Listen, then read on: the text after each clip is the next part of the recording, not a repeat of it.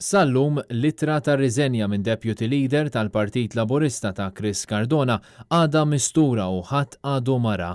Dan ifisser li ħadd ma jaf ir-raġuni vera għalfejn irriżenja Chris Cardona, raġuni li wieħed jistenna li tkun fuq ittra ta' riżenja. Il-ġimgħa filgħodu staqsejna dwar dan lil żewġ ministri tal-Gvern lanqas huma maraw din littra. L-ittra ta' riżenja tiegħu rajt anti? Li ma rajtix. Għadha ma ġietx pubblikata, ħadd tiġi pubblikata? Ma nafx ngħidlek kien ma rajtix. Naħseb Chris Cardona kellu diskussjoni mal-Prim Ministru u l-azzjonijiet tiegħu segwew, jiġifieri huwa littra ta' riżenja. U għalhekk l-għader li l-Prim Ministru biss ra din littra, il-ġimgħa filgħaxija staqsejna lil Robert Abela nnifsu.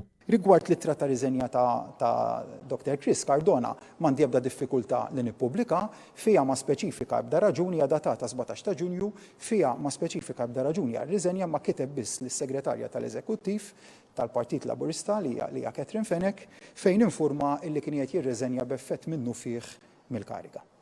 Kien għalhekk illi ħareġ il-kunsens tal-Prim Ministru biex din littra tiġi pubblikata, Net News tkellem mal-persuna li Robert Abela qal li rċivit littra tar-riżenja ta' Chris Cardona, Catherine Fenech, is-Segretarju tal-Eżekuttiv tal-Partit Laburista.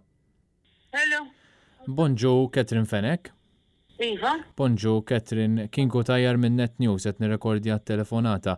Il-bieraħ il-Prim Ministru semma li inti rċivejt littra tar-riżenja ta' Chris Cardona. Skuża, sorry. Ibat li bil-miktub li, ta' Imma għadek għastaf xħan saqsik bil-miktub. Jena il-biraħ il-Prim Ministru qal li mandu lebda problema jippubblika u semma ismek fil-konferenza li jinti rċivejt littra ta' Chris Cardona. Segretarja tal-Eżekuttiv, u xek. Iġveri inti rajt littra u għandek littra fidejk, u xek. Ejba, mux ekku. Il-Prim Ministru kelmek mill-biraħ biex tippubblikaw għal-littra li xu semma kifet najdlek li jek ħajsir. Bati li bil-miktub qed jogħġbok. Imma mistoqsija di kelmek il-Prim Ministru dwar di? Sinċerament, dak il-ħin li tkellem il-Prim Ministru waqt il-konferenza stampa jiena kont iżżur għaġbir ta' fondi, x'qalet dak il-Prim Ministru għadni ma nafx ħan iċċekkja.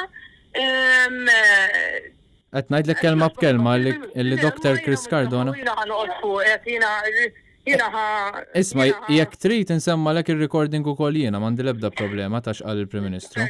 Persważa. Imma hu paċenzja bija. Naħseb għandi dritt li nitlob li nkun li nitlob il-mistoqsija bil-miktub. U jiena weġibkom mill-ewwel tidżax.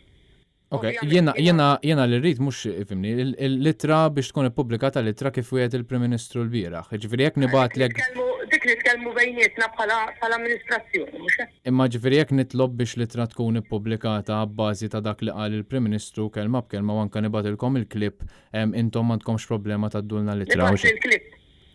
Iva, mhux hekk. U bat taddulna littra back buying. Nitkellmu amministrazzjoni, l-amministrazzjoni dal-waqt nhar it-tnien. Imma daħa deċiżjoni l-Prim-Ministru l-bieraħ qal li l-littra ħad tiġi pubblikata. Jiġifieri xorta titkellmu. Meta l-Prim Ministru jgħid li pubblika jiena nippubblika. M'għandi problema ta' xejn. Hekk qal il-bieraħ fuq it-televiżjoni. Meta jgħid li Prim Ministru il-mexxej tiegħi jiena nippubblika. Jew il-PRO tagħna il-min jwassal Public Relations m'għandix dubju li nippubblika. Kien għalhekk illi bagħatna email bid-deċiżjoni tal-Prim Ministru lis-Segretarju tal-Eżekuttiv tal-Partit Laburista biex ningħataw kopja tal-ittra tar-riżenja ta' Chris Cardona.